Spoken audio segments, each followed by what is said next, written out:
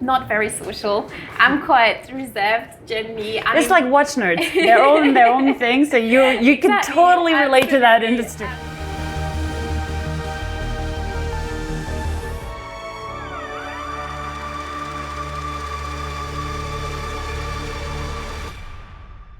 March celebrates women empowerment. For the matter, we're just about to meet with Esther Abrami, a violin prodigy who's not even 26 years old and signed her second label with Sony Music, a talent that also Zenith, the watch brand, spotted a couple of months ago. So come along and discover who she is.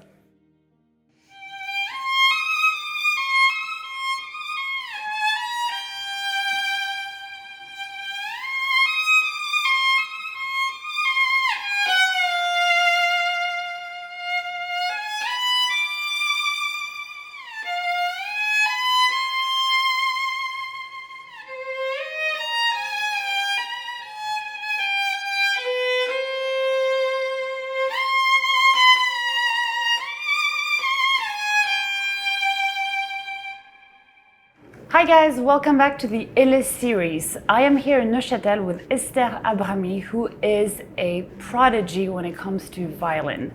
I just catch her after her first manufacturer visit at Zenith, and we're here to talk about many things that you probably are eager to discover. Welcome to Switzerland, welcome to Neuchâtel, how are you? Thank you so much. Yeah, I'm good. So, how did it feel to visit your first watch manufacturer? What did you like about it? It was outstanding. It's something to wear a watch, and it's something else to actually realize how complex. You know how complex it is, but you don't really know until you see the amount of people and the detailed work that they each do and how it all comes together. And actually, I saw quite a few connections with the way we do it with practicing our instrument and the patience that it requires and the detailed work. So yeah, it was amazing. Well, thanks for that quick input. I'm not gonna lie, before we get deep into the whole conversation, I've got a cheating card because I need to explain basically who you are. Yes, you're a prodigy, but if we have to talk numbers, you're 26-year-old, you're born 1996. At 3, you get your first violin. At 13, you graduate from the French Conservatoire.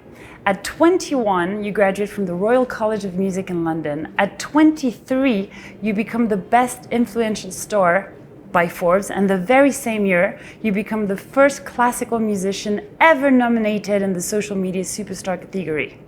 I'm not gonna add the fact that you've got countless million views on all of social media, and combine Instagram, TikTok, and YouTube, you have over 1 million followers. How did that happen? Who are you? Well, I don't know. You put it like that, it sounds it sounds quite grand. I don't know if it is, but no.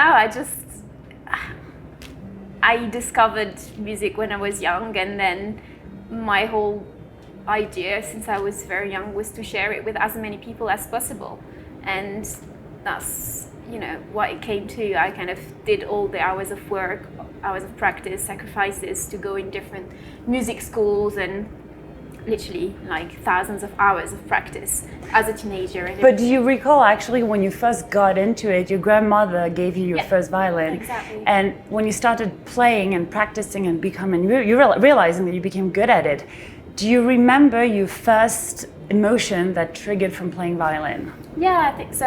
My grandmother, who was a violinist herself when she was younger, then she quit violin when she got married, but she still kept this little violin. She gave it to me, but I was 3 years old, so that's very young. I do remember discovering it, but I didn't yet have, it's a very memorable moment, but I didn't actually properly play. She showed me what it was, I held it. And then it wasn't until I was 9-10 years old that I showed an interest, and I said to my parents, I want a music lesson. I want to try it. And they were not musicians, so they never really pushed me to actually get music lessons. They waited for me to show an interest.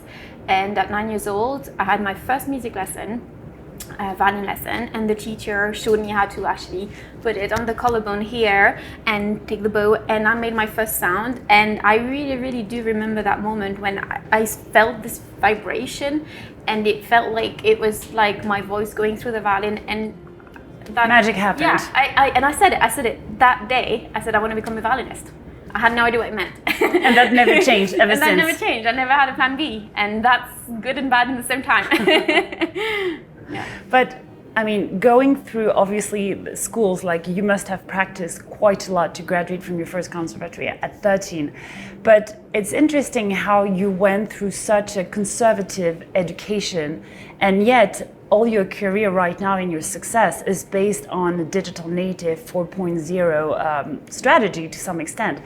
What did you learn from those institutions that basically enabled you to become who you are on the digital sphere? If I'm completely honest, nothing. But actually, it's a discipline.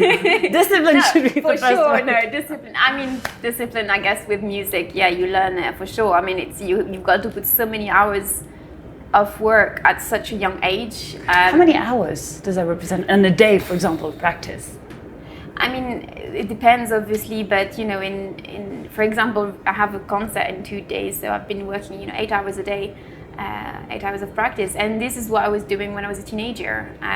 From 14 to 18, when I was in a music school in England, I used to do that. I woke up at 5 a.m. in the morning, did 3 hours before school starts, break time I go practice, lunchtime I go practice, after school I go practice. So it was non-stop, but that's also because I was quite a lot behind. I came from like a little town. Mm-hmm. I mean, I came to You're from south of France, yeah. which is Aix-en-Provence for those who don't know. But yeah, and then I came to an international school, so it felt like, wow, okay, this is, and I wanted to become a violinist, and then you actually realize what level you actually need to, on an international stage, what you actually need to do. So I put a lot of hours. But to come back to your question, I think, when I spoke with Zenith, actually, we saw a similarity with both industry, which have very old foundations and which have very kind of old principles, and it's beautiful, but it needs sometimes quite a lot of work to make it accessible and work in today's world. And with classical music, I definitely saw that, where I really had a moment when I was an adult at the Royal College of Music, where I realized that there was something for me that was wrong, that felt wrong, where when you play in a concert and you have not that many people, and especially you have a very certain type of audience. Yeah. It's quite older audience. Definitely. And the whole concept of being very formal, coming on stage, not saying a word, you play, you go, and that's it. And there's this just rules that you have to follow. And I found that very frustrating, and I wanted to break away from that. And that's why I started social media, because I found a way to actually present it the way I wanted. And I had nothing to lose, really. I mean, I didn't have any contacts within the music world. I was studying in a top conservatory, but that doesn't mean anything, unless you actually make a name for yourself, you're no one. And you started on Instagram, TikTok at the same time? Instagram, yeah, sorry, on Instagram. And how did you see basically your audience and traffic escalating? I did it a few years ago, and when I started, no other classical music, hardly any other classical musicians was doing it. Yes. So it took quite a lot of courage, because I got highly criticized. Really? Criticized for it, absolutely, yeah. How so? Well, it was new. It was seen by the institution, which I was still a student at, as wrong, as kind of making it cheap, making an art form cheap, making it too accessible, simplifying it. And yet you fought for it, and you still I believed in it. I believed in it. It made me happy. It made me happy to, you spend all these hours a day practicing for what, if nobody hears it? It's true. But do you think COVID and the fact that everybody was at home and you've kind of gotten the whole magical recipe. You've got a twin sister who plays the piano. You've played online with kittens around you. You're beautiful. You're talented. You love fashion. You've become a true influencer who has influence on other people. And you also have basically a third full-time job, which is modeling and collaborating with fashion brands. How do you manage to get all of this work together within a day? And you're just 26, so between private life, professional life, passion, everything is mixed all together. How do you deal with that? I think one important thing to know and to say is that all the things I showed, it be fashion or my love for cats, it's all true. It's who I am. So I didn't kind of sit down and think, what could I share? Like it all came down naturally. It's all natural. It's all. I mean, of course, you present what you want on social media, and I do try and be as transparent as I can, generally when I share things. But it's all things that I love. I mean, I'm surrounded with cats all the time. I work, as a volunteer for a cat shelter. So it's me. It's who I am. And same for fashion. I've always loved it. I kind of hid it actually for a while because again, it was not very well seen within the classical music world. Same for the influence. It was something that was seen as superficial. But until the time I thought, you know what, I'm going to be myself and do what I want and what I love. So I think definitely when you're actually being true to yourself and doing what you really love, it's much easier to make sacrifices, to spend most of your time actually working if you do something that you truly believe in and not something that people think you should be doing, which is a huge difference. It's not always easy to... Yeah, I mean, my $1 million question is, how do you cope with jealousy and haters? Because you probably have some, especially when you've got that million people following you. How do you handle that?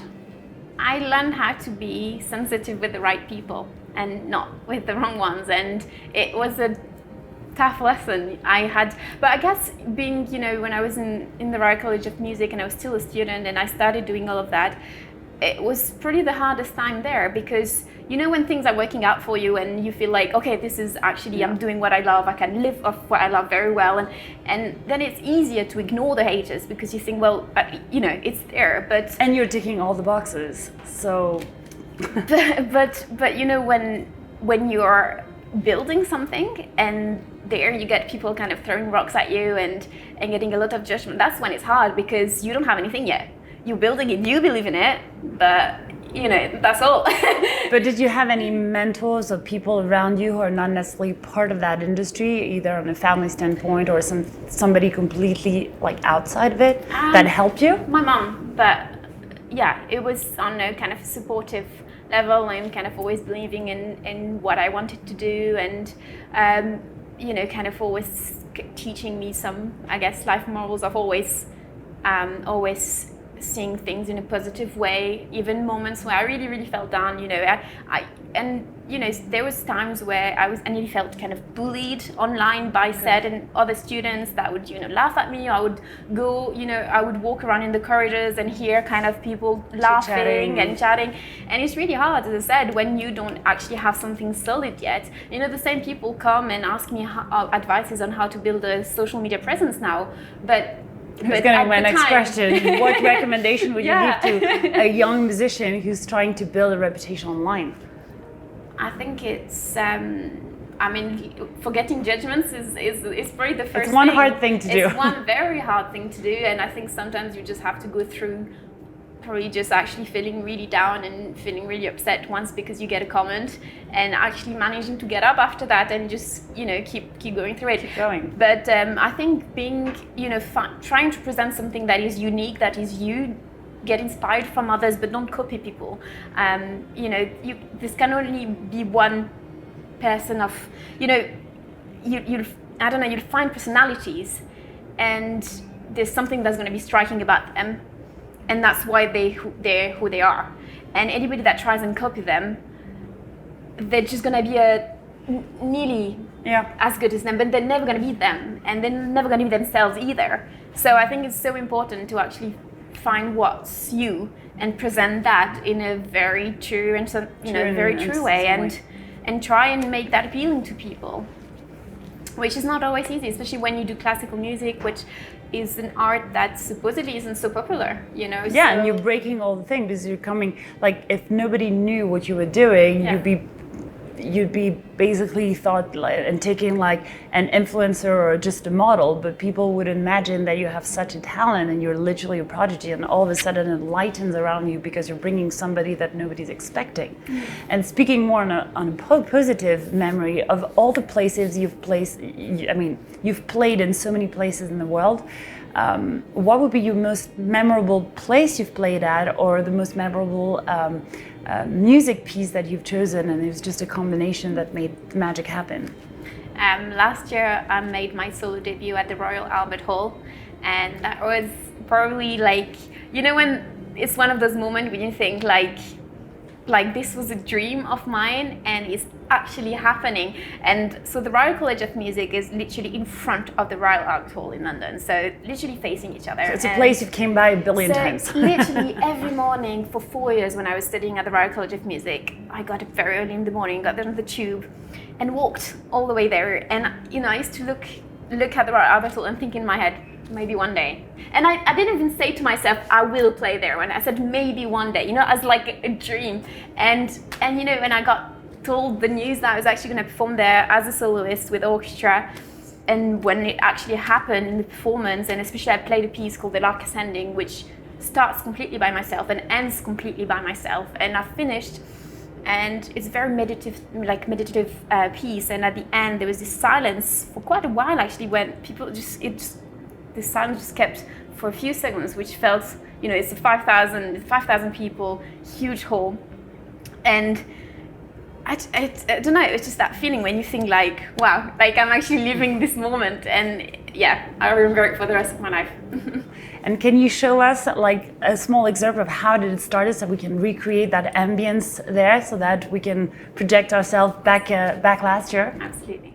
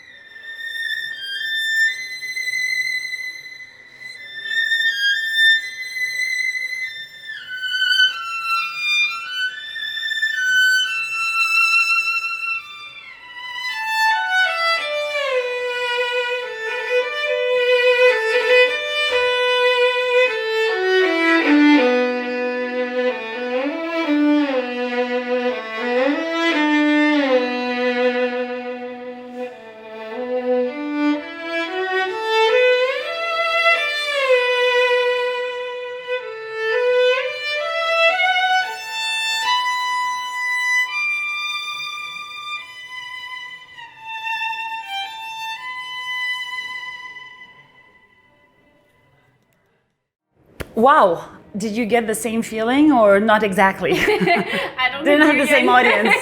Yeah, probably. No, but I think especially it was the first time I performed that piece there. So I think for, you know, forever when I perform that piece, I'll always remember when I played it there. And speaking about milestone in your career, you've signed your first label with Sony Music. And the second album is coming in the next few months because it's being released in September. So double congratulations on that. At 26, you were able to reach goals and manage to get what a lot of people and a lot of artists in a full lifetime haven't able to get to that. What do you feel about that, and what's the next step? What's your next goal? I mean, I think, you know, we each have our own goals, and to be honest, a lot of the things that I dreamed of happened somehow very quickly, and somehow not at all very quickly. It depends how you look at it. You know, kind of all the moments where I felt down, where I nearly gave up, and just kept going and kept fighting through. So it felt like a real reward to actually get that, you know, after all the sacrifices my family did to pay my music lessons and things like that. Then in terms of the next goal, I just really want to try and make classical music like a thing, you know, for young people to come to. That's my kind of my. You want to make it cool. Yeah. I want people to go to classical music concerts just like they'd go to any other concerts. And it's a different type of music for sure, but there's so much you can do with it. Like, and I love also collaborating with other artists. I did recently a tour with Vocals, who is artist of electronic music and who mixes kind of like orchestral music with electronics. And I was the soloist for the tour, and it was amazing because I was kind of, you know, had a spot in the concert where I was performing like a solo, violin solo classical, and you have people screaming, like, you know, dancing, screaming, and it's cool to see that in that in that context. So I just really, that's my kind of end goal. It would be really to make it so accessible that it goes beyond people watching videos of classical music on TikTok or beyond listening to a Spotify playlist. It goes to actually all the way to actually coming to the concerts, actually seeing an audience that is, you know, that's diverse, that's, you see young people, you see people from any kind of backgrounds. That would be the end goal. Well, I mean, you're working hard on this, and what you were telling, I mean, a couple of minutes ago, you were telling me how cool would it be to make it something like nice and modern and different. It reminds me a couple of years ago when I was at Burning Man, and in the middle of the desert, the Philharmonic from Philadelphia started playing the violin and trumpet, and it was a 3 hours concert. It was the most memorable thing I've ever seen and heard in my entire life. So it should be your next destination. You can move on to like a different artist.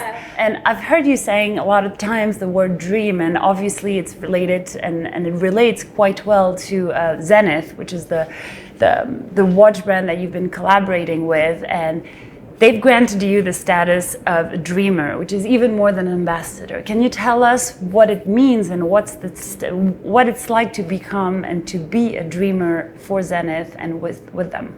Yeah, I mean, it's very empowering, and especially so when, you know, the other women who are also dreamers are so inspiring. And we, you know, when we all met, for example, in the last event in Singapore, we were all in such different fields, you know, like racing or acting, or just completely different, but yet we all shared similar values, and we all kind of had this drive, I guess. And when we had to talk about our journey, it was very similar, and I kind of actually became friend with some of them in literally a few minutes, because we had this instant connection. So I think what feels really wonderful is to actually be partnering with a brand which allows you to be yourself, and also shines a light on the journey, on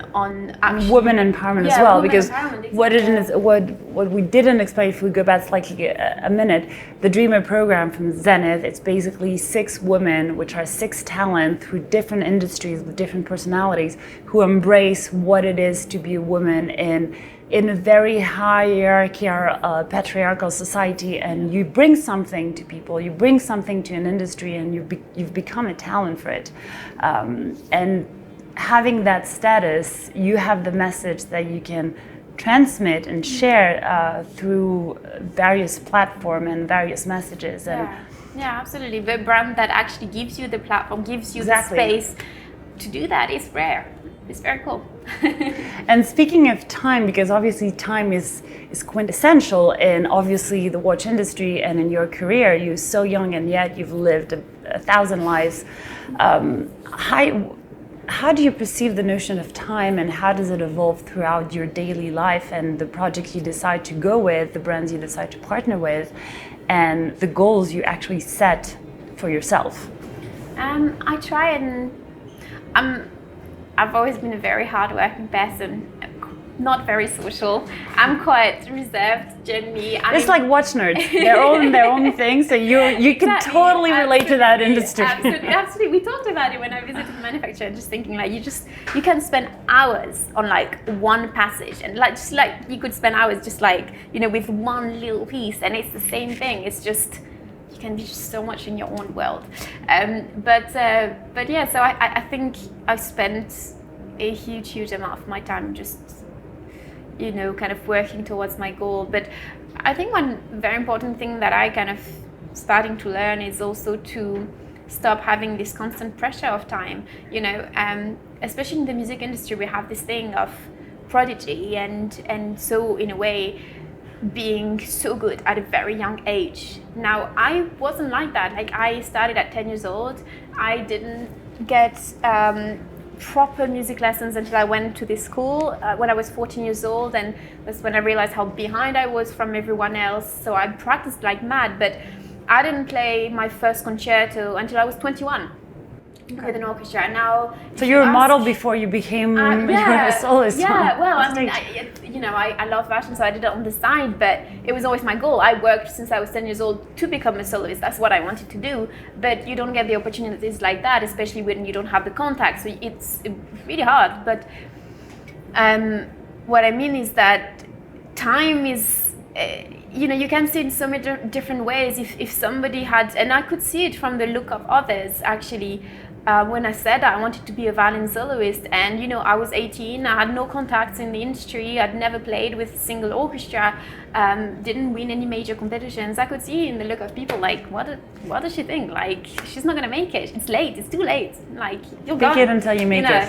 And you have all your life, even this whole thing of making it before you're 30 or whatever. Like, it's just take your time to do things well and in the way you want to do them, and things happen. But I think we have to take off that pressure of making sure we do it at a certain age. Sometimes things are going to take longer and you're going to feel like you're very behind, and sometimes like that is going to happen. And yeah, you believe in destiny? Yeah, I do. Well, that's a good thing. And lastly, I mean, two last things. First, you've told me that you've never actually wore a watch unless it was more of a like an accessory, like a fashion accessory. So the Zenith you're actually wearing is the first legitimate manufactured movement in-house that you're wearing.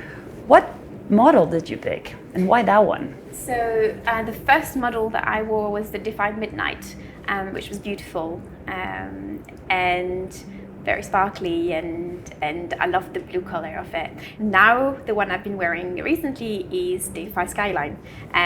Well, there's the pink, which makes it quite flashy, but it's a bit more simple in terms of I haven't got any diamonds or anything around it. I find it very classy. I love it. It goes with so many, like literally everything I wear. It's just practical. You can make it very different types of look if you change the bracelets, and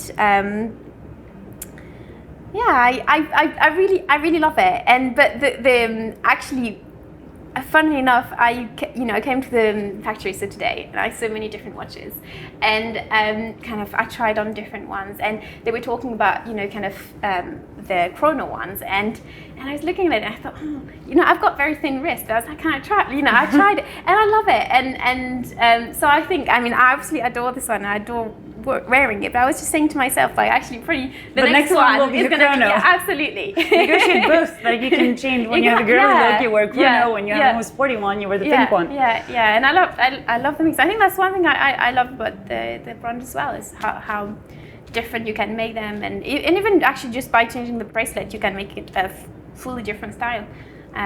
Which is nice. But yeah, especially love the pick, actually.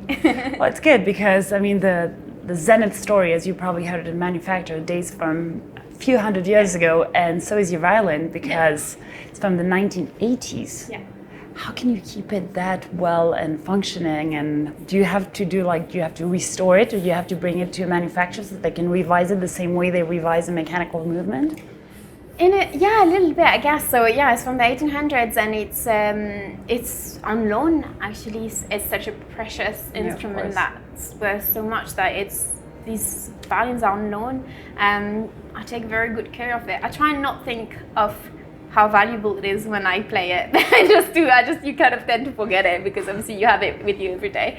But I take it for a checkup very regularly. I obviously take very, very good care of it. But there is many similarities, actually. It was really interesting to talk with different people working at the manufacturer and see how, as I said, this industry with similarities and the bridges they can use. Like so many things, even time, with how important is time when you talk about music. Especially when you practice for so long and you play and you get all the sudden taken in the different parts of your dreams and making true. And I'm sure also working on another album, which is, as you told me, is going to be focused on music theme from different movies, and you are kind enough to give us a little teaser what's coming up next. Can you tell us, are you going to let us think and discover and maybe figure out on our own what theme are you going to play? I think I'm going to do that. Let you guess.